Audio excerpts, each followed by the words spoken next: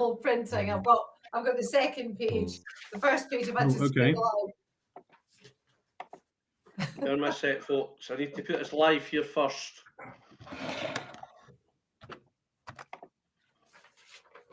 BBC UK colours. Did you notice? Sorry? BBC UK colours. UK colours? BBC UK, yeah. That's okay. I've gone for Ukrainian colours. That's God bless them. Okay, we are live. Good morning. I can't hear you, Mona says. Callie says good afternoon. Bear me a second. We're not live on Facebook yet. Right. Okay. Right. I shall duck away into the background. Right, yes, I'll see you later. Thank you. Good luck. Okay.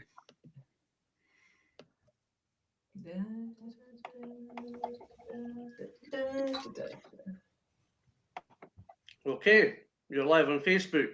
Good afternoon, everybody. Apologies, we're a bit late. It's entirely my fault and the equipment that's with me at the moment. Good afternoon, David, Professor Jones, and Alan. Thank you very much. We've got people in the background working me. So, Alan, I will let you feed down. I would just like to point out it was entirely Colette's fault. It's entirely my fault, yes. Yes, I'm nearly retired, so I'm going to make loads of mistakes and show you I'm actually human. Are you well, David? I'm very well, thank you. Good. Well. Right. Some of these questions are easy, some are just not. Anyway, we're going to find in here. So, is bezafibrate and or fenofibrate good for lowering the ALP? Yes, is the short answer. And there's pretty good evidence. We've used them for 20 years in addition to URSO. It was originally noted by the Japanese.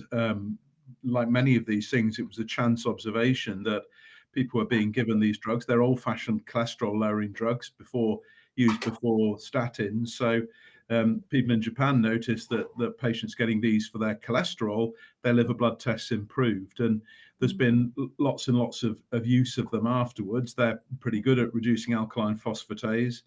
Pardon me. We used to use fenofibrate a lot. But all the trials that have now been done were with bezafibrate. They're probably much of a muchness. And I think if people are taking fenofibrate, they don't need to swap to bezafibrate. But we tend to start people on bezafibrate. And they undoubtedly help. Yeah. Interestingly, there are a couple of things about them. Firstly, they also work for itch. And I think we'll start to increasingly use them as itch treatments. So people are very familiar who've had the itch. We start people on URSO, we start people on Questran, and then we consider other therapies such as, say, rifampicin that a number of people on the call will have been on. Probably bezafibrate will actually come in a little bit before rifampicin. So I think that will be a big change because it's quite a safe way of controlling the itch. They probably reduce the risk in the disease, but like a lot of these things, we don't really know about it. The one thing to watch out for is to not take them together with statins. They do interact with statins. And so if you are needing a cholesterol lowering drug, and we could spend a whole hour on cholesterol and PBC. Most people don't need treatment because it's not a harmful cholesterol. But if you do need cholesterol reduction with PBC, actually it's a good reason to use a fibrate rather than a statin. So they're good, they're cheap, they're available, they're not perfect, they certainly do improve. And like all of these treatments, they are not, fibrate is not the answer to PBC in the same way that URSO is not the answer, but they are part of the answer. And part of the art for us is to work out who should take which treatment in what setting.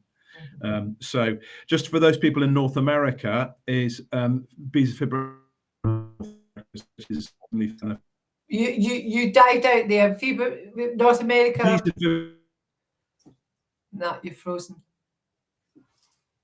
Frozen. Come back.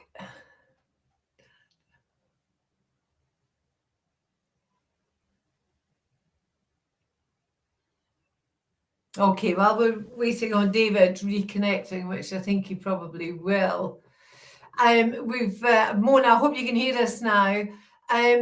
So I seem to be on my own. You'll come back in. So we've got something up on the screen here. Somebody's asking, it was reported in a UK newspaper, a recent Cambridge study, albeit very small, showing some success in treating fatigue and long COVID with the hyperbaric oxygen therapy. Is there anything to learn from this in treating fatigue and PBC? Any thoughts? Well, David will not be able to answer that about PBC, but what I would say to you, hyperbaric chambers are not new. They are, people use them for MS and for injuries, you know, broken bones, sportsmen, what have you. They use these hyperbaric chambers. Are you back, David? I can see you there. Can you hear me? Yeah, I'm back. I'm just on the screen here, David. They're talking about hyperbaric chambers being successful in treating with long COVID. And what I'm saying is they're not new, but I do know one of our trustees years ago, she used to use the hyperbaric chamber, and she met all sorts of people, sports people, injuries, people with MS. You would have to wear a mask. It was almost as if you were in a chamber. You weren't, you were in a room. And they're saying here that it seems to be proving quite good for long COVID. Have you heard anything to do with PBC and treating fatigue in the hyperbaric chamber? No, I haven't. And I would be instinctively cautious about it because this is, as you say, something that's been around before. And about 20 years ago, there was a vogue for treating MS with hyperbaric chambers. And in fact, there were a whole series of these as commercial enterprises around the country. And people spent a lot of money getting this treatment. And in truth, it had no benefit at all. And the problem is it's very difficult to do a controlled study of it. So and this is the difficulty with fatigue, is that if you can't really control for it. So in a sense, people could have that treatment. They want it to work. And so that's where placebo effects go from. So, you know, we're interested in all kind of potential ways to treat fatigue, but it's also important not to separate people from their money without there being real evidence for it. And it, like all of these things, it needs to be sort of thought about and you know, dealt with. We do think in PBC that one of the reasons why people get fatigued is the way in which they use energy. So people use energy in an efficient way. So if you think of it, in a way, we're familiar with what's called aerobic and anaerobic metabolism. So aerobic metabolism is where, you know, the cyclists who you know, cycle all day long at high speeds, that's sustainable over a very long period of time. That's aerobic metabolism. It's oxygen being used effectively in balance with energy use. So if you take a Chris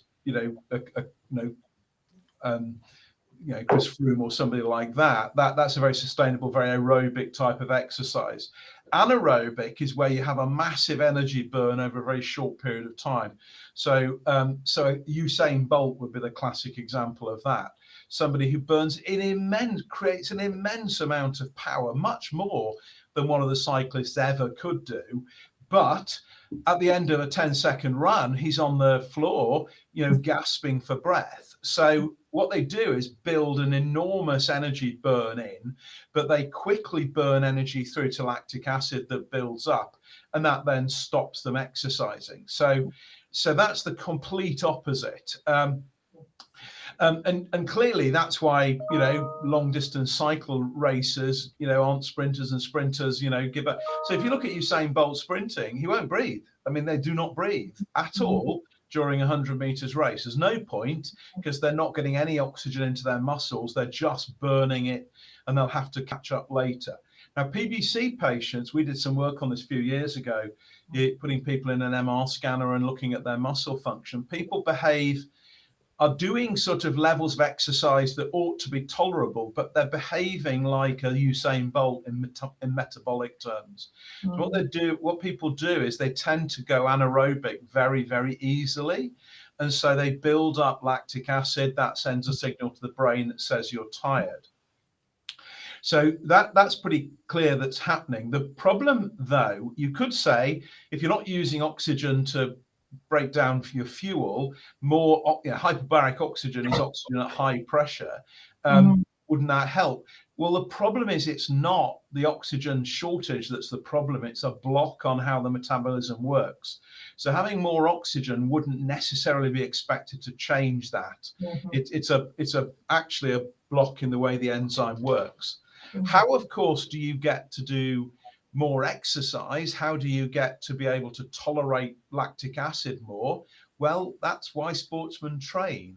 So when you train, when you do sort of repetitions of exercise and things, what you're doing is changing the way your muscles handle acid and can cope with acid. So that's how you become a better sportsman, because you adapt to it. And that, in a nutshell, is why exercise is very good in situations like PBC, because it trains your muscles to work in a much better way. So it's no different to an athlete training.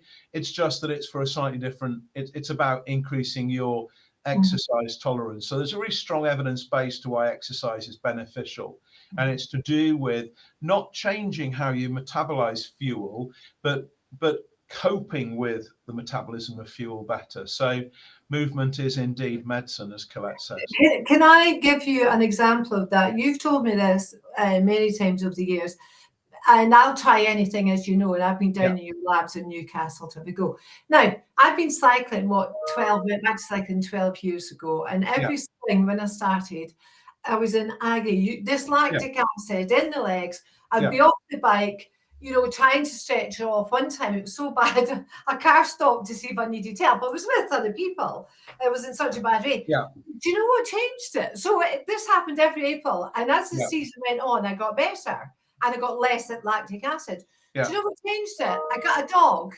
Yeah. So I was walking all through the winter. So I didn't have that problem come April. I thought you were going to say the dog rode the bike for you. Sorry? I thought you were going to say the dog rode the bike for you. No, but walking the dog would walk 5 miles a day. I no longer have any problems with lactic acid, and I'd cycle at 10, 5 And that in a nutshell is exactly it, which is that movement training. It's no different. So training is simply a gradual step up in what you're able to do. And we kind of think of, athletes training at a very high level, but in reality, Mike Tranell, who we're who did a lot of this work on exercise, he used to tell me that you need to do 10% more than you did before, and that's what it is. So if you go into the gym 3 hours a day already, then it's tough to increase your exercise capacity. But if you're doing very little, you need to do 110% of very little, and you will gradually build it up. The key is doing what Collette said, which is to build it up gently, but do it sustainably. So a week's hard exercise is not going to make a difference. It's about doing it 3 to 5 times a week. And I always say to people, a dog is a great way of doing it. Golf is also reasonable. I know, but there are downsides to golf. You might meet Donald Trump. You have to wear very lurid clothes, but mainly you stop and pick out a golf club. So actually, what you need, the secret, one of the things about walking as exercise is that it's easy to slip to a level that's not that effective. So walking is good, or it could not be good depending on how fast you walk. And so the danger is you sort of amble and you don't sort of stimulate your body. So golf is not good for that. I mean, it's not harmful at all, but you stop and start all the time. So you actually don't exercise at the level you need to as much as you want. The way to work out if you're exercising enough is with heart rate. So most smartphones, Fitbits and things like that, cheap as chips, ways of measuring your heart rate. And what you want to do is to get your heart rate at a level where it's increased. The other easy way to tell if you're exercising enough is, could you hold a conversation without any problems with the person walking next to you? And if you could, you're possibly not doing it enough. So heart rate monitoring, I always say to people, cheap, 30 quid will get you a good heart rate monitor off Amazon. And for most people, if you get your heart rate up to about 110, it is age dependent. If you get your heart rate up to about 110 when you're walking, that's perfect. And come and live in Scotland, where we have what's called Muckle Breeze, big hills. But going back to and Donald Trump. He's Scottish, Going back to the hyperbaric chamber. I have he to be didn't get honest. the suntan in Scotland, did he? Let's be honest. No, he buys that out of a bottle, like most people in Scotland. But the hyperbaric chamber, I have to be honest, given that you have the only PBC fatigue clinic in the world that we know about, if that worked, I would have thought that would be one of the first things that you bought. So there you have it. And when we do the fatigue clinic, we give people a guide to practical exercise, but also explain to people why. And actually, there's a posh term for this, okay, which is called biofeedback, okay, and that is using information to guide and influence what you do.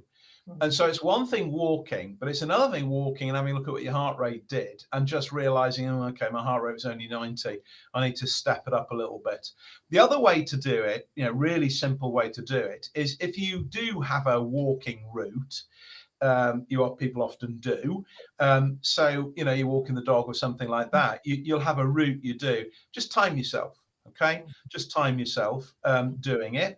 And what you do is you do it very gently to start with, and then see how much faster you can do it. And then make sure next time you keep at that rate. So that's all what I would call biofeedback. It's using data to just guide what you're doing. Right, we've taken 20 minutes on one question. We're going to speed up now, young man. Very good question. Really interesting. Actually, I live in the city of Seven Hills, so plenty of challenge. Very good. Is that Sheffield?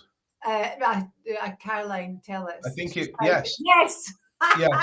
Yes. Okay. And I know this fact because I know you're going to really hate me for this, but I was once a best man at a wedding in Sheffield, and I was seeking inspiration for my best man speech, and so I went to the tourist office, in the tourist office, they had a poster that said Rome, the other city in the world with 7 hills. And I thought that was, so there you go. That's what Sheffield and Rome have got in common, is they're both built on 7 hills. Yeah, that's wonderful. I've been to both. Now, this one's a bit worrying, David. There's 2 questions to it. 4 years ago, this person's FibroScan was 18. Yeah. It's now 33.4. Yeah. Been told she has cirrhosis and an enlarged spleen. 2 questions. 1, should I be on OCA? And 2, should I be attending a specialist unit? Now, before you answer that, we're just about to print David's article about his clinic involving Townsend's fatigue. And we've noted all the 7 transplant units in the UK at the bottom of the article. There's actually specialist liver units that are not transplant units. I think there's about 10 or 12 in the UK. Nottingham and Southampton and various places. I think we need to note them in the bare facts as well, David, because they're asking about a specialised unit. I suspect they mean a transplant unit. Yeah. Okay. So that's a really very good point. So there are, it is a bit more complex than transplant units. What you want is to have somebody looking after you who understands PBC, okay, who gets PBC and understands, the things you need to be careful with. So there are people in all the transplant units who do that, but there are also very good people outside the transplant units, and name just Martin Prince, for example, who trained with us in Newcastle, in Manchester, for example. Lin Lee Wong, who trained with us, who's down in Exeter. So Steve Riders in Nottingham. Yeah, exactly. So there, Richard Aspinall in Portsmouth, Plymouth. So there are very good people, and they will all have connections to transplant units. And it's about that. It isn't about being at a transplant unit. It's being in an organisation that really understands and knows this. So would I want to know about somebody in the northeast of England with a FibroScan like that, progressing like that? We would want to know about it. largely because we just need to be confident that somebody's keeping an eye on it. So, it's just being aware, and all transplant units would say, we'd rather know about people than not know about people. Yeah. So this is, I was going to say, if you don't know where your units are, I put them in the bare facts. Just give us a wee ring at the office, and we'll tell you where. Now, one of the things to really remember is that fundamentally, the presence or absence of cirrhosis is not as big a deal in PBC as people think it is. And there are plenty of people, I've managed plenty of people for a long period of time, who have cirrhosis, and that cirrhosis is not causing them any problems at all. Now, you do need to watch it carefully and do screening tests like endoscopies and ultrasound scans, but it's perfectly possible to have cirrhosis for many years and to not have any problems with it. And that's important because it's how the liver is functioning as well as the degree of fibrosis that really matters. That's the important first thing to say. Cirrhosis is important, but it's really also important to know what the liver blood tests look like. And there are people, it's interesting that there was some UK PBC data that showed actually if you were an URSO responder and you were cirrhotic, you had about the same sort of level of risk as if you were a non-cirrhotic URSO non-responder. Okay, so it's not as sort of simple as people think it is. However, it does need watching for the complications. Now, if somebody has sort of URSO non-responding bloods, then there's a decision to make about what the right thing to do is. So you should certainly be on URSO, there's no question about that. What about OCA or bezafibrate? And that is a decision that absolutely needs to be taken by somebody who knows PBC. And it's all to do with the liver blood tests and how well the liver is functioning. So, for example, if the bilirubin level is elevated, we will be very cautious about that. However, if the alkaline phosphatase was, 200 and the bilirubin was normal and you've not had any complications, then we would tend to treat with OCA at a much reduced dose. So one dose of 5 milligrams once a week and then gently increase. But that is a very, very, very individualized decision. And that, needs to be with one of the sort of groups of people that do it. I think it's also in all of this, you need to factor in where transplant sits and what transplant might offer people. And transplant is the best treatment you never want to have. I always say to people is that it's a really effective treatment for PBC. However, we would like to be in a world where people don't need to do it, but that's going to take some time, and people are where they are. And so I think it's a case of, I always call it riding all the horses in the race. So you want to treat the disease as well as you possibly can, whilst at the same time making sure that you de-risk the potential of a transplant in the future. So there's no confusion, why treat it if they're going for a transplant? Well, what you want to do is to stretch it out as far as possible. One thing that always comes up with this, people always ask us, how old are people transplanted to? And the answer is you can't, there's no standard age cutoff. There is for heart transplant, there isn't for liver transplant. It's important to know. And there are plenty of people who are, unfit for liver transplant at 55, and there are people who have liver transplants who are otherwise very fit at 75. And those are more likely to be PBC patients because, some of the other etiologies of liver disease wreck the rest of your body, and PBC doesn't.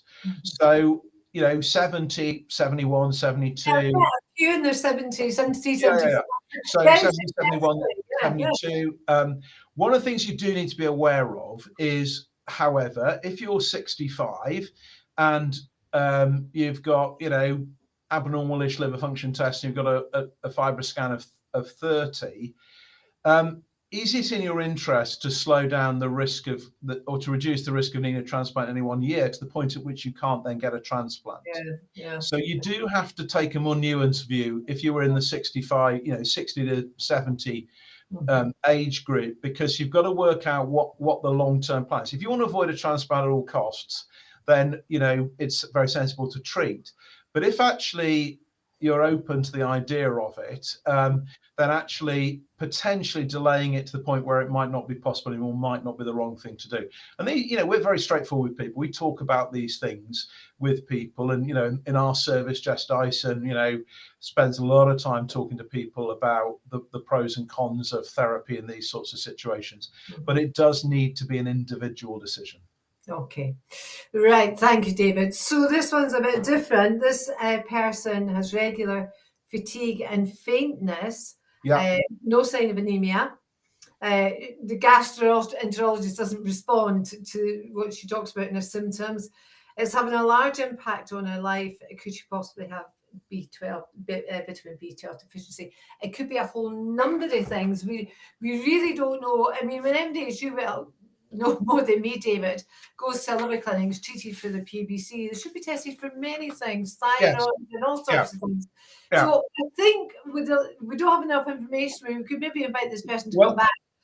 We can give a little bit of thought on that. Yeah, we need to encourage this person to find out all what they're being tested for, if anything, of course. Yes, so you're absolutely right. Faintness can be caused by many different things. Yeah. However, it's very common in PBC. Okay, and if you come to our fatigue clinic, you'll get a leaflet about exercise, but you will also get a leaflet about dizziness and blood pressure. Okay, because it's that common a problem. It's something that you think about, and what it is to do with is blood pressure regulation. Okay, so our blood pressure, when we stand up, there's a sensor in our neck that senses the blood pressure drop, and it sends a signal to your brain. Brain sends out a signal to your legs, and it squeezes the blood vessels in your leg to return blood to your heart. So that's how you don't keel over when you stand up. And in PBC patients, for a variety of reasons, that doesn't work as effectively. So when people stand up, they tend to drop their blood pressure. So all things being equal, and things in life aren't always equal, it's a faintness in a PBC patient is likely to be this, what we call autonomic dysfunction. Now, the things to think about with it are you on antihypertensive, anti-blood pressure tablets? Because often people have ended up on too high a dose. And the other is to watch your fluid intake, as people think of your hydraulic system in the brakes in the car. If you've got too little fluid in the system, the brakes don't work. So sometimes people get a bit fluid depleted, particularly women who, often don't drink as much fluid during the day as blokes maybe do. So just watch your fluid intake. We have a mantra which is 2 litres before lunchtime for water. And often that does the trick, between that and watching blood pressure tablets. Now, if people are feeling dizzy and on blood pressure tablets, please don't stop them. Please, but go and talk to your doctor about it. So blood pressure is a little bit nuanced in PBC. It's a bit spiky, and this is the stuff that Julia Newton and I used to do a lot of around doing sort of detailed testing of blood pressure. But it's usually that as a cause, and it's very strongly associated with fatigue. And if you get yourself feeling less faint, if it is that, you will feel less fatigued. So it's well worth doing. About 70% of severely fatigued PBC patients have that. Clearly, it doesn't stop you having all the other things like heart arrhythmias and things like that, which aren't associated with PBC. B12 deficiency, unless you are anemic, you won't have sufficient B12 deficiency to cause that. And it can happen in PBC, but if somebody came along to me and said they were faint, B12 would be pretty low down on my list of things to look for. Diabetes would be there, etc., but probably not B12. Okay. Now this has got a little one here. So a 62-year-old female, she's got the AMA antibody, and she's waiting to see a gastro. She's taking 1,000 milligrams of Verso a day. She's got underactive thyroid, fibromyalgia, she's got arthritis, non-specific platelet disorder. She's had a new knee, and she's needing another one, but she's been treated by people who, the specialists who look after people with platelet disorders. She's been an arso for 5 months. She's had headaches, hair loss, quite a lot, she says, weight gain and sleep loss. Should I come off arso and just take cholestyramine for the itch? And the second part of this is, can bleeders take cholestyramine? So can bleeders take cholestyramine? Yes, but you can take arso and cholestyramine as well, but you've got to take them well apart, read the instructions. But this business with the hair loss and things, we do hear this sort of thing. But she could also change the type of urso because there's many different people making it. I mean, the one with the license is Falk, and it sort of comes in a yellow box like this. This is the people who have the original license, and they've been making urso 25 years. But other compounds might be slightly different, which could be causing the problem. Is that reasonable to say, David? Yes. So the bleeding first. So the concern with cholestyramine is fat soluble vitamins, of which one is vitamin K, which you need to make clotting factors. Now that is more of a theoretical, in truth, that's more of a theoretical risk than a practical risk. I've never seen anybody with bleeding problems taking cholestyramine. So, and remember, if you've got a platelet disorder, that's a different part of clotting. So I wouldn't be unduly worried about that. You know, I genuinely have never seen bleeding problems in a PBC patient. So I think cholestyramine for itch is fine, and I wouldn't be unduly worried about the bleeding. Those symptoms with urso, yes, they're familiar. You know, all of those are things that I have seen with people with urso, and I would do exactly as Collette has said, is that predictability, that there can be a greater level of predictability with urso Falk. It does appear to be the easiest one to take, and we find that we get a struggle getting people to be convinced about this. And I can tell you that there is no difference in the cost of urso between urso Falk and generics. And we hear a lot about generics saving the health service money. I can tell you generic manufacturers just price them pence below the branded medicine. So technically they're cheaper, but in practice they're not. But they're very unpredictable. And we've seen that with Questran, we've seen that with urso. Many people on this call have struggled to get particular doses of urso, will have struggled to get cholestyramine. That's the problem with generics, is that they're batch manufactured by random manufacturers, and you don't necessarily know, who's made it, and hence predictability. And we forever ask GPs, would you mind prescribing urso Falk? They'll go, oh, we can't do that because it's cheaper, and it isn't, and it's a false economy. But it can also be the coating as well around the compound. Oh, yeah, exactly. So it's all manner. Remember that a lot of side effects of tablets are not the active drug. It's the colouring, the capsule, the filler. It's, all of those various different things. So that's the other thing. The other thing to say is the other possibility, of course, is to move to obeticholic acid. Okay, so OCA is normally used as a second-line therapy if people don't respond to urso, but it's also licensed for people who can't tolerate urso. So if somebody can't take urso because of side effects, then actually it's approved in the NHS for them to take obeticholic acid.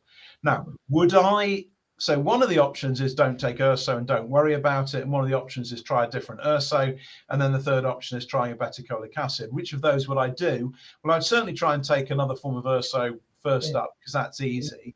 Would I go for nothing versus obeticholic acid? Would depend entirely on blood tests and how severe the disease is, and also, how far on the disease is and how old somebody is. If you're 90 with very mild liver disease, I wouldn't worry about it. If you're 30 with an ALT phos of 1,000, then you need better therapy and you should take OCA. So you can't give hard and fast rules, but OCA doesn't appear to cause any of those side effects. It can cause itch, worsen it. That's overstated as a problem. And the reason you don't see the kind of sickliness, weight issues, hair and things, is that the dose is infinitesimally small compared to the dose of urso. So you're taking 1,000 milligrams, normally 1,000 to 1,200 milligrams of urso, but you're taking 5 milligrams of OCA. And it's the bile acid nature of urso that causes the problems. OCA is a bile acid, but you're taking a dose that's 5/1200ths of the dose. Yeah. Okay, right. So there's question 5. Alan can hear me in the background, and Chris. Question 5 we're not going to ask because It's not coming out. The way my printer's broken, and I have written over parts of it, and so we'll need to ask that one again next week. So I apologise to that person. And it's about AFP, but we will come back on that. No, wait, we've got part of it here. No, the AFP was 14, is now 19. ALP was 268, it's down to 101. Great news. Is there anything I could be asked for further testing, and should I consider there's anything else that can affect the test result? You should be getting tested for lots of things. You don't say if you are on URSO, we're assuming that you are. She's a bit concerned. This all indicates a high level of continuing injury to the liver for it to be regenerating, even with normal bloods. I think we need to go back and ask her what it is she means. Yeah, just let me comment on that. So AFP is a thing called alpha-fetoprotein, and it's part of the routine follow-up set for people with cirrhosis, okay? And the reason is that it can be released by liver cancers. And one of the things that we look for in people with cirrhosis is liver cancer, which can complicate cirrhosis. Now, in women with PBC, that is the lowest incidence group of any type of liver disease. And so it is not common at all. Compared to a man with hepatitis C, it's again an infinitesimally small risk, but we do see it, and that's what you're looking for. You do not need to have it measured if you're not cirrhotic, because it is cirrhosis that is the risk factor for liver cancer. Now, an elevated level of alpha-fetoprotein at that level does not say you have liver cancer at all. A level of 10,000 would say you had liver cancer. However, it's a little bit up, and it could be that the liver is kind of feeling the pinch a little bit. So as you hint at, it is released a little bit by, proliferating cells, if you like, so regenerating cells. So what do you need doing if you're alpha-fetoprotein like that? You need to have it measured every 6 months and keep a check on it, but you also need some imaging. So what you need is ultrasound scan, and if there is any question of anything at all on the ultrasound scan, then an MRI scan. So you need 6 monthly ultrasound scans with that, and I'd be pretty certain that they would be normal. But it is something we watch. But it's one of these tests where marginal increases are not that significant. Do you know, we measure lots of these things. I've seen this many times. It almost never, ever turns out to be anything, but it is worth just following it through. Okay, we've got a lot of people in today. Let me tell you, I just had the message from Linda. So hello to everybody in Los Angeles and Australia. So they're ahead of us in time. So they're early in the morning, I think, and they're maybe halfway through the night. So welcome, everybody. I will get as much done as possible. Now, the next question is about anti-inflammatory medication. Now, this was covered last week by James Newberger, and it was basically ibuprofen and... Sorry, I just broke up. You broke up a second. Sorry. Beg your pardon. This question was asked last week. It was about anti-inflammatory pain medications, ibuprofen, meloxicam, etc. And basically, James explained, if you can, do without the anti-inflammatories. Drugs like paracetamol, I don't know what meloxicam is, but like paracetamol, be absolutely sure that you don't take that, more than 8 in a 24-hour period, not a day, 24-hour period. But if possible, to avoid anti-inflammatories. I'm hammering through it because we've got loads of questions. Would you want to comment on that, David? Yeah, I don't know what James said. I wouldn't be unduly cautious about non-steroidals. I mean, other than in, the major problems that they cause are to do with stomach irritation, bowel irritation. Yeah. Would I be cautious about a PBC patient with a non-steroidal? No, I probably wouldn't, to be honest. And as you say, for paracetamol, just be cautious about the dose, but it's still the preferred analgesic for people with PBC. Yeah, okay. Right, I've had a heavy cold for 10 days. Luckily, it's not COVID. Good. I've prescribed 5 days of amoxicillin antibiotics since Monday. I'm due a blood test to check my liver function. I've read that antibiotics could affect the results of the liver test. If this is the case, how long should I leave the blood test after the antibiotics have finished? No, urban myth. Urban myth, right? Okay, so moving on. Right, Linda, I'm on to the tablet. I am looking into Chinese medicine to improve my liver results because I'm breastfeeding and cannot currently start anything else. Bilirubin's 20 and Alk Phos 147. What do you think about Chinese medicine? Also, how often should PBC patients have fibroscan scans? If you can get a doctor to comment on Chinese medicine, alternative medicine, I'll pay you £100 because you won't, because it's untested. Go for it, David. I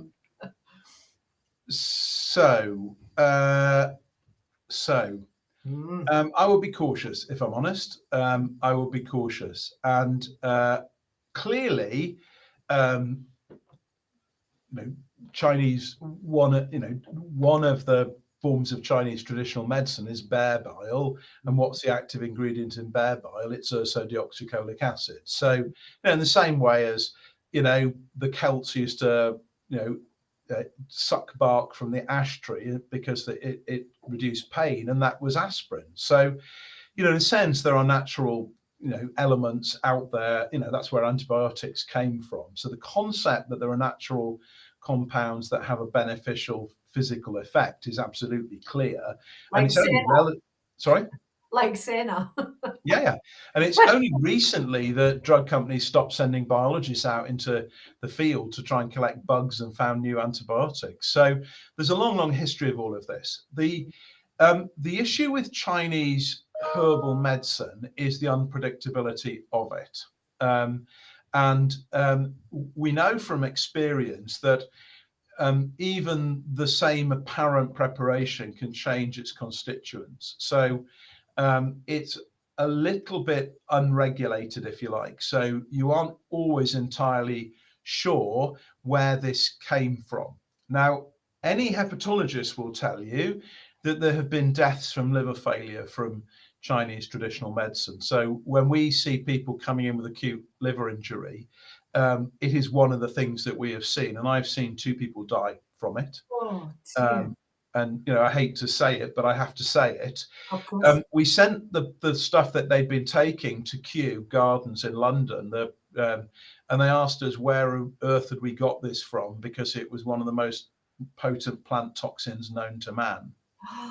Oh my! And that was all bought in a shopping centre in Newcastle. And one of them was a very nice lady who died and was taking this because she didn't want to take conventional medicine because of the risks associated with it.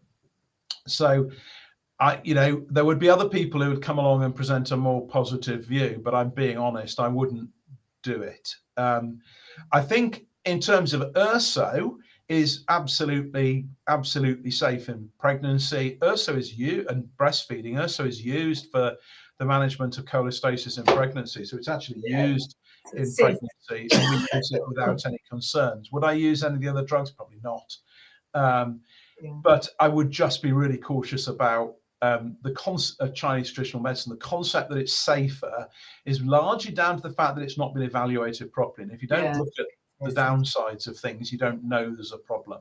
So I would just be very, very cautious. I'm really glad that question was asked. David. Yes, and just to say what you had to say, very, very sad, but I'm glad you said it. Yeah, just to say, bilirubin of 20, just be aware of that. That's at the top end of what you would, that's at the very top end of normal. Breastfeeding, it may well be to do with all of that, but just keep an eye on that. And I think if that rises, people need to be aware of it. I don't want to be negative or morbid or whatever, but we're a liver transplant unit. We see really, really sick people. And the drugs that have caused more deaths apart from paracetamol, which is in a class of its own, we have seen more drug-related deaths from 2 sources put together than every single other thing put together. And those 2 are Chinese traditional medicines and ecstasy. And every time, I hear young people saying, oh, it's safer, that it's a safe drug. Oh, no, it isn't. Okay. Remember Leah Betts all those years ago? Girl, and all the liver units got dragged into that awful thing. I'm just asking, how often should PBC patients have fibroscans? So it's a really good question. So fibroscans are a really useful technique, and I think it really adds something to people's assessment. I think, and I think it really, it's a big step forward. It depends how easily available it is. So we have it literally in our clinic, and so we would tend to do it every year in people. We wouldn't do it every year if people are absolutely rock stable. If you've had 3 successive years with a FibroScan of 5, you probably don't need one the following year, because the noise in the test is likely to be even greater than the value. If you like. So it slightly depends. A bit like bone mineral density, DEXA scanning. It probably depends on where you're starting from. So if you've got an elevated FibroScan, perhaps above 7 or 8, then I would tend to do it every year. If it's below that, I would have a couple done every year until you get a clear pattern. And after that, I'd have it done every few years. I think once people are cirrhotic, there's almost no point in doing FibroScan anymore. That it doesn't really mean anything. If the value goes up, it's a test to see if you're cirrhotic. And if you've had a liver biopsy, for example, that shows cirrhosis, or you've had a variceal bleed or something, the FibroScan doesn't really add anything. So we wouldn't tend to bother in those situations. And the number in PBC that's the cutoff that makes you think of cirrhosis is about 18. So I think if you've got a value in the 20s or above, then you've got cirrhosis, and there's almost no point in repeating it. So it's between 8 and 18, I would have it done every year, and over other sides of that less frequently, but it's a useful test. The other thing to say is that one of the things that we always say is that what you find at FibroScan depends on what's at both ends of the probe. And so it is operator dependent. There is no hard copy. It's not like a CT scan where an X-ray doctor can go away and look at it again. So it is dependent on the investigator. So the one thing I would say to people is, if you get a result that's completely out of kilter, then just it needs to be rechecked. Okay. Yeah, because this came off a few weeks ago, didn't it? Yeah. It just recheck it. You don't get rapid changes in FibroScan values. That's not how it works. So if you get an anomalous value, it's worth different person on a different day rechecking it. And I've certainly seen people who've ended up having liver biopsies and things they didn't need on the basis of very high FibroScan value, and the biopsies turned out to be normal, and it's difficult to explain it. So any hepatologist will tell you it is part of the picture. It's not the whole picture, but you always put it into context. One of the things the example I always use is, if you have a blood test taken, okay, and you get a potassium level of 10. Okay, every so often a junior doctor will run around in a fit of panic, because that's a life-threateningly high potassium level, and let's get somebody dialyzed to bring it under control.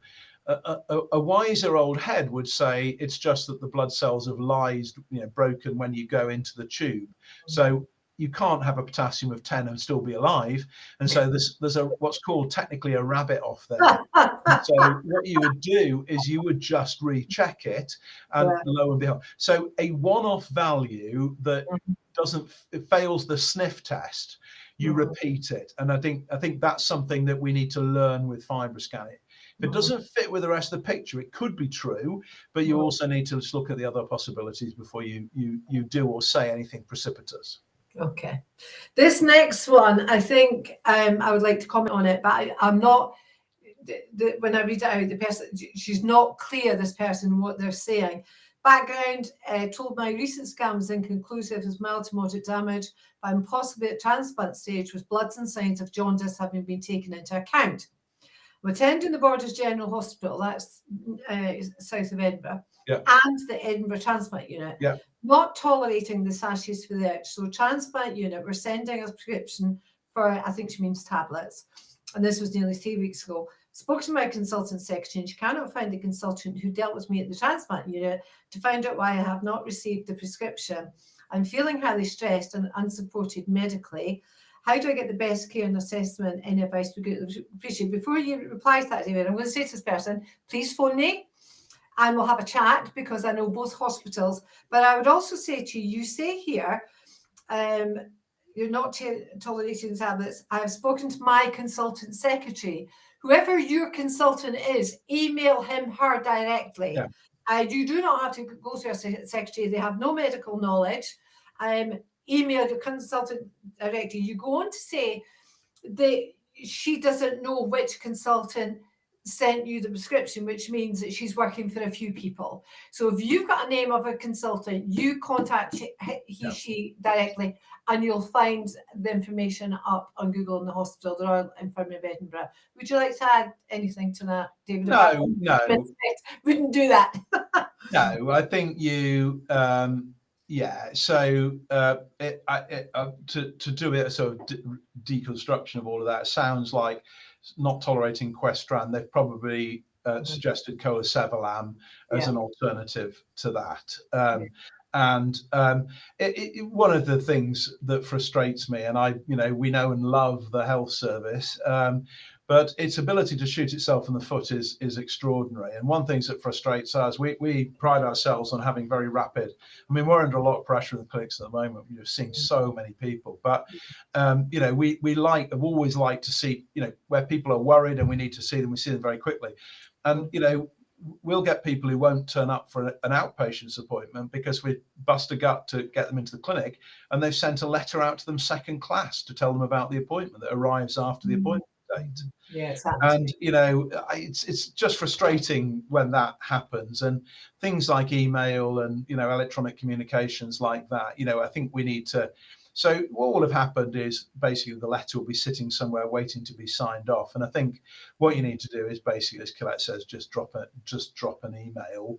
And I always say to people, we need to discover our inner American, and Americans have no hesitation whatsoever in phoning up their consultants and asking them questions directly. This isn't a political point, it's just a wry observation. One of the reasons why they feel able to do that is they're paying the bill.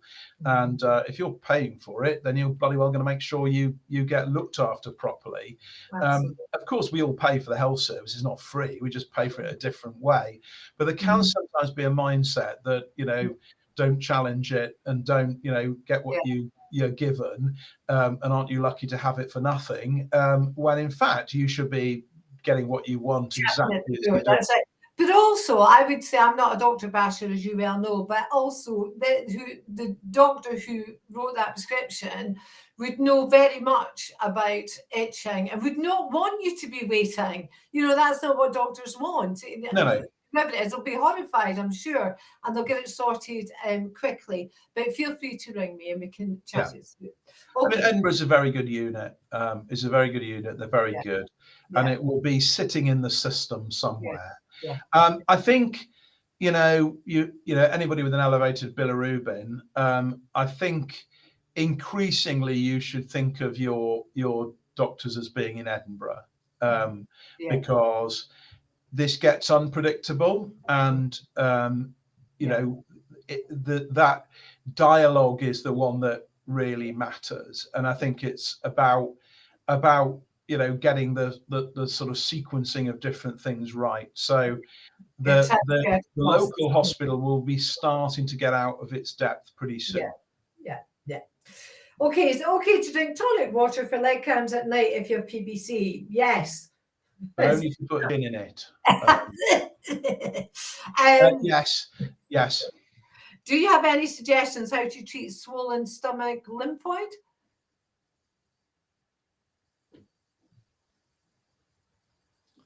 Right, stumped. Whoever's on the questions, Linda, Alan, could you go back to this person? We'll do it next week, David. I won't waste time. Okay. Right, that's that. Here we go. My cholesterol is high. Doctor told me that with PBC is normal and said that I don't need any medications. With PBC, when do we know when it is time to take medication? Of course, we get more of the good stuff. Yeah. So what this person needs is a breakdown, don't they, of the cholesterol, how much good and how much. Yes, exactly. So, he's gone again. I think what I'd say to this person, you need a breakdown to find out how much good stuff you have, and then we can look at that, can we? Yes, absolutely. So the PBC, the headline number doesn't mean anything, and so if you look at just the headline number, PBC patients often have very high cholesterol, but actually heart disease is very unusual in PBC. So it doesn't quite connect up in the way. Having said that, there will be people with PBC who've got an elevated bad cholesterol as well, people with a family history. Well, that's right. That's right. So it needs looking into. And as cholesterol said, Collette, you're going to be cholesterol Thain from now on.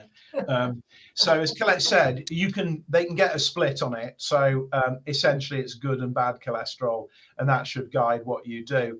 But actually, it's almost always the good cholesterol, and actually that's why people are protected. And so watch it. In terms of heart disease risk, okay, this is where I'm going to slightly nag people, is that PBC patients are much more likely to smoke than other people in the population. Just on an article for the Bare Facts. Brilliant. Yeah, it's much more likely to smoke. So consider everyone who smokes told off. I have to do that. It's a contractual requirement as a doctor. I don't think, by the way, smoking causes PBC. I think it's to do with fatigue and worry and things like that. I understand why people do it. So actually the biggest thing to watch out for in terms of heart disease risk is smoking. And the other thing just to remember is the other thing smoking does is it worsens osteoporosis. Okay. Absolutely. And it's the big, family history, worsens osteoporosis, but whatever you think of your mum and dad, you can't change them. But if you're smoking, you can change that. Yeah, absolutely. Now here's a belter of one. I don't know if I can pronounce it, and I've never heard of this before. What are your thoughts on taurodioxycholic acid, TUDCA? TUDCA, taurodioxycholic acid. I think when you take urso, so bile acids recirculate in the body. Okay, so it's one of the things that they do. So you produce bile acids in the liver, they go out in the bile, help you absorb fat. But the body's invested a lot of energy in that. So making those bile acids involves a lot of energy. And if they just passed out of the bowel, you'd actually lose nutrition with it. So it would actually be very harmful. So the body reabsorbs them, and then they go into the circulation, and they go round to the liver. So it's what we call the enterohepatic circulation. They go round and round and round and round. All day long, but when they go round the system, they get modified. Okay, so every time they go through the liver, they get changed a little bit, and every time they go through the bowel, they get changed a little bit because the bugs in the bowel do it. Now, one of the things that bugs do is to bolt on an amino acid called taurine, and that's taurodeoxycholic acid. Okay. That's possibly a little bit more about bile acids than people wanted to know, but they are. And interesting for those who like obscure things, tauro is obviously the Latin root for bull, and so tauro and urso, we've got the bull and the bear. So I think whoever invented these was in the financial markets, weren't they? So it's interestingly, what bulls and bears, absolutely. For reasons I don't understand, don't think anybody understands, tauro conjugation is actually quite common in PBC. So taurodeoxycholic acid is not something I've ever got an experience of using, but it has been suggested as an alternative to urso because of its sort of biological properties. Two things I'd say to that, and say this is on the caveat, I've got no experience of it. The first is that most of the urso you take normally gets converted into tauro anyway, so it may not make that much difference to your actual urso pool.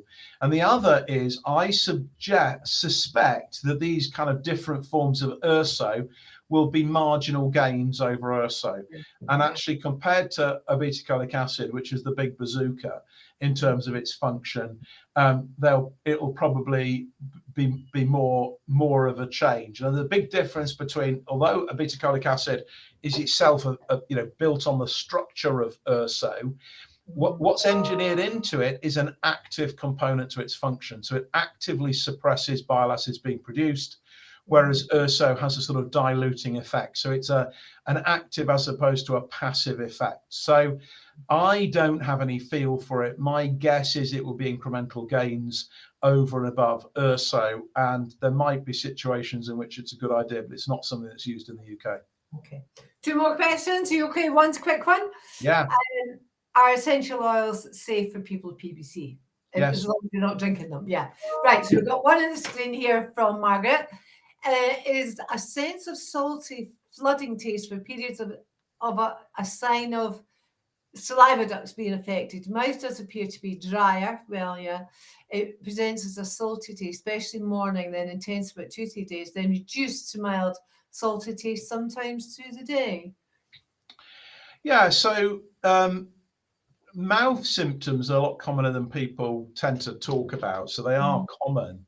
And they're not as simple, ditto eye symptoms. Everyone talks about Sjögren's syndrome and things like that. It's very interesting. We did had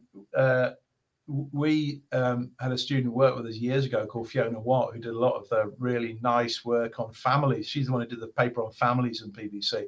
One of the other things she did was to actually look at Sjögren's syndrome, the frequency in people, and about 70% of patients had eye symptoms, but only a small minority of those actually had poor tear production. So they had the gritty and irritated eyes, but they had normal tears, which is interesting. And we thought, based on that actually it's itch in the eyes, that actually it wasn't as simple as low tear production. It was more about itch presenting in a slightly different way. So itch under the skin presents in one way, but what does itch in the eye look like? And we wonder if that's a cause of some of these symptoms. Okay. Interesting. Yeah. I will also tell you that we saw somebody once with vaginal dryness problems, real trouble with that. And that only settled down when we gave her Questran. And it appeared again to be itch presenting in a slightly different way. It's very interesting. We've done that again with people. Yeah. That is this actually a variant of itch?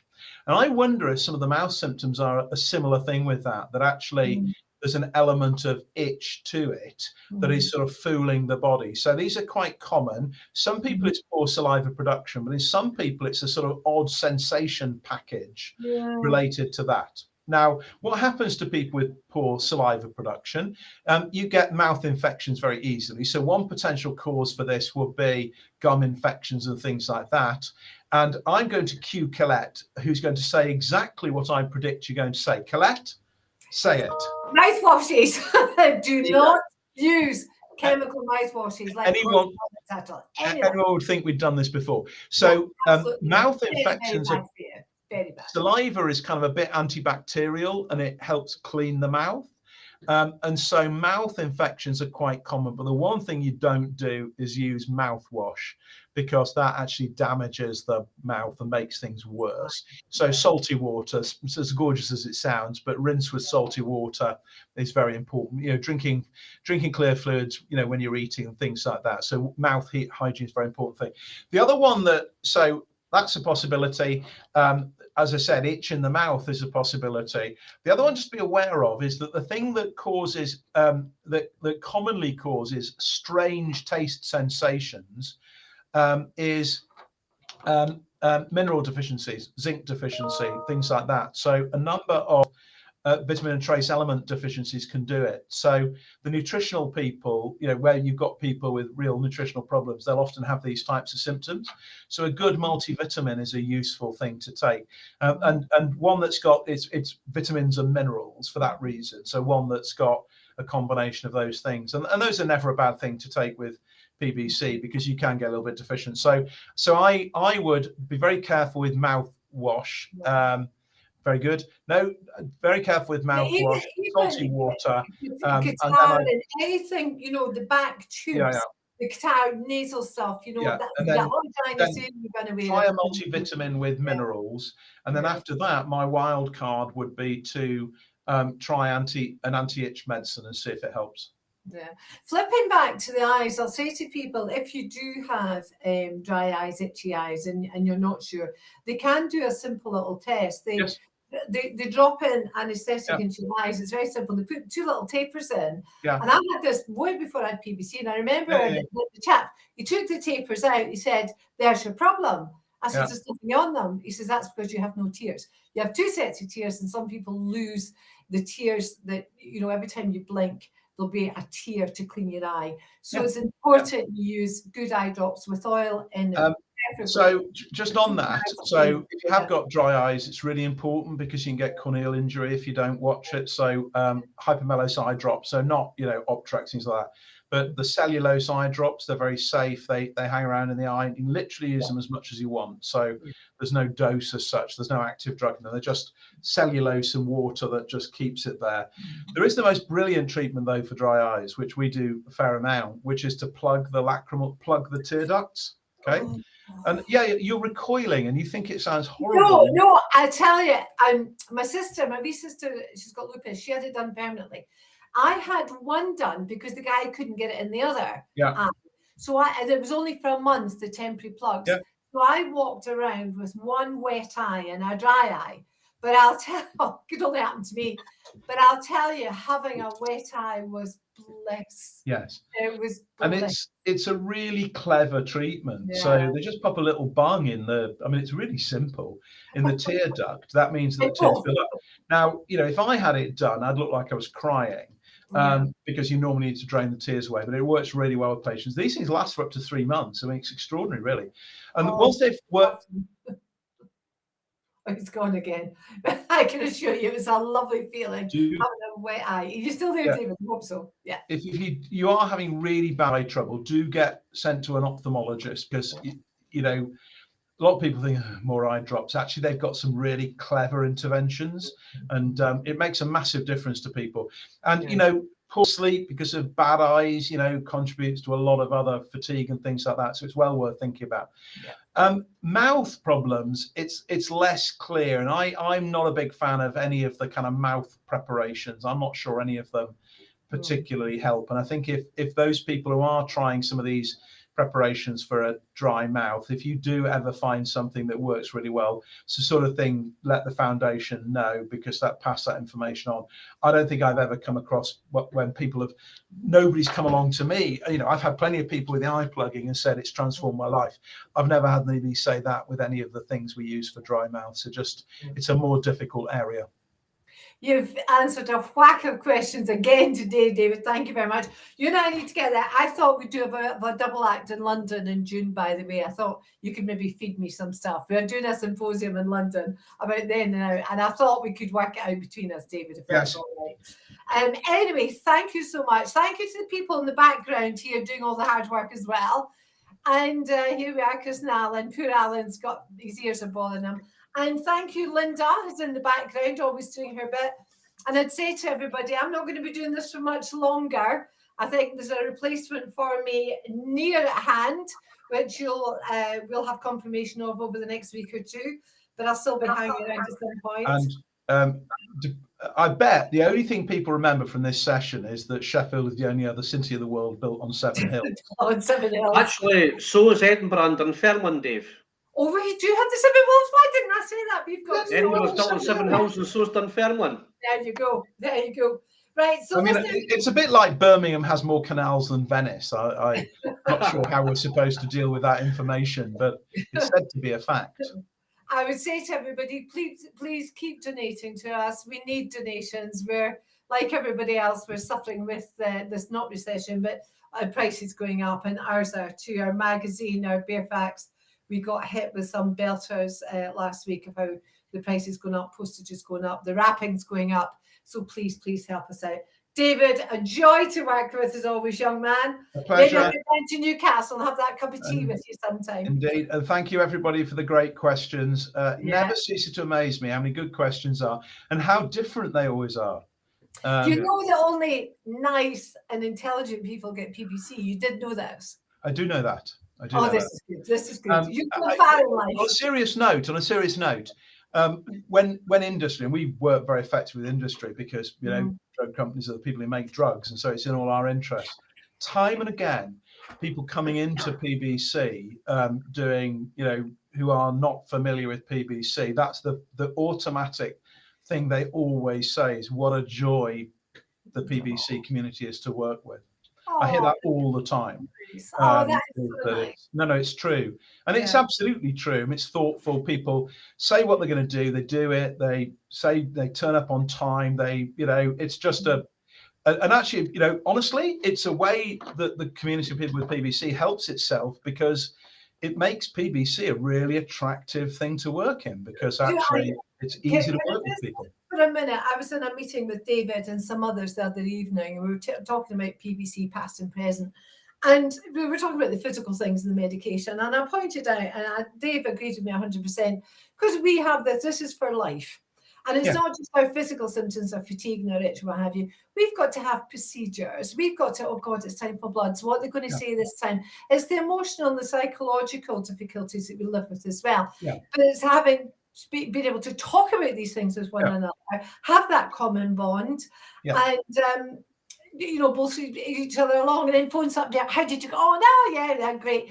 And it's good. And if it's not so great, well, here's what you can do, which it wasn't like that in the old days. Yeah, well, you know, when I'm training the young doctors and the students about all of this, that's the first thing I say to them, is at every step, you know, this is in medicine in the past, it was appendicectomy, right? You have appendicitis, you get an operation, you never see the surgeon again. You know, you need to be able to take the appendix out, but actually the rest of it's less important. It's never going to, you know, it's a short period in your life.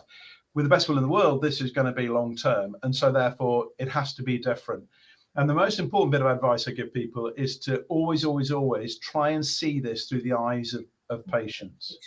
So if it were you, what would you be worried about? I mean, it goes back to the lady with the letter. Okay. Now I know for a fact that you know, people have blood tests done, they worry about it. I get blood tests and I worry about them. And so, you know, reassuring people, there are going to be no surprises here. We just do this routinely and all of that. So just, you know, a classic one is about transplant. I realized a long time ago that if I didn't mention transplant to new patients with PBC because it was not relevant to them at all, because they're very early disease, it would worry people that he hasn't mentioned transplant. That means I can't have a transplant, I'm going to die of PBC. Now, that's not how I would have thought of it, but I understand why somebody thinks like that. So now if we see a new patient with PBC, I say, oh, you'll go on the interweb and, you know, you read about lots of things. We got to remember that these, you know, don't apply to you, like transplant and things like that. Great treatments if you need them, but you're not going to need it.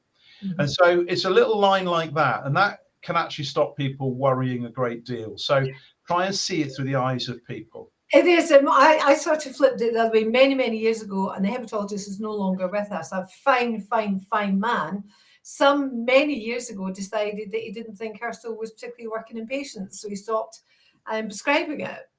So I had the cheek to phone him up, and he spoke to me directly, and I said to him, and he says, well, the evidence isn't there, and da-da-da. And I said to him, if your wife was diagnosed with PBC, would you give her He went quiet, and he says, Collette, it's a deal. I'll do it. Yeah. And he laughed about it. He passed away now. You know who I'm talking about, I think. But I thought that was a fair question. I'm not afraid to do that. But anyway, we babble on. We could be. Do you know, David and I up for our own TV program? We're going to contact Talk TV, and we're going to get our own TV program, aren't we, David? Yes, absolutely. Well, talking of a joy to work with. Talking of a joy to work with, Dave. We'll see you same time next week. Yes, you're next. Am I doing next week? You're on next week as well, yeah. Am I? Yeah, so we're making it into a mini series. So the Talk TV, I like that. I'm going to become the Piers Morgan of the cholestatic liver disease world. I'll become Julia Hatt. What's her name? Julia Hatt the Brewer. She's a belter. She's 6 foot tall and she's feared to nobody. She's scary, isn't she? Yeah, she's oh no, I hadn't realized. I don't look at my. I do what my diary tells me I'm doing. So I look forward to seeing everybody next week. Yeah. Thank you, everybody. It's great pleasure. Bye. Thanks, everyone. Thank you. Thank you. Bye.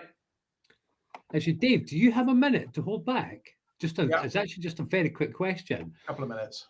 It'll need to be cryptic. Am I correct that the enrollment notice we were talking about, you would need to send that away, the enrollment notice that we're preparing? Guys, bear in mind there's still people in the waiting. There's still people logged on. Hence why I'm being cryptic. Our email conversation earlier today, and I'm preparing the patient enrollment notice. That needs to form part of the ethics application before we would publish that. Is that correct? Yes, they need to have sight of it. Yeah, fine. So we'll hold off on this edition of the Bare Facts, but we've got a draft now. Hopefully get it to you. Yeah, they just need to have sight of it. Anything that could be regarded as an invitation to participate in research